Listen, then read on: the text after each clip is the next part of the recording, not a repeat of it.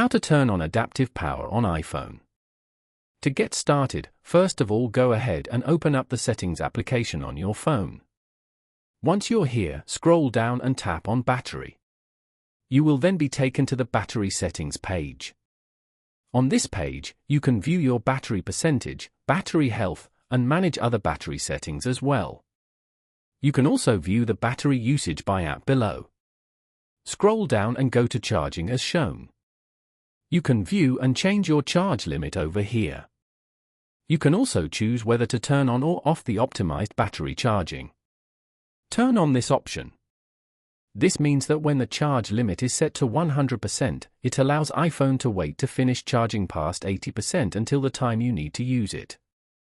Following these steps, you can easily turn on adaptive power on iPhone.